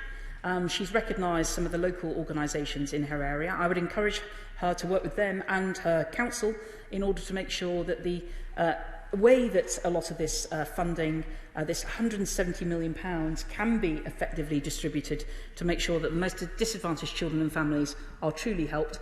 And we want to make sure that that activity continues of support for those similar children in terms of the Holiday Activity Fund. Thank you. In order to allow the safe exit of honourable members participating in this item of business and the safe arrival of those participating in the next, I'm suspending the House for 3 minutes.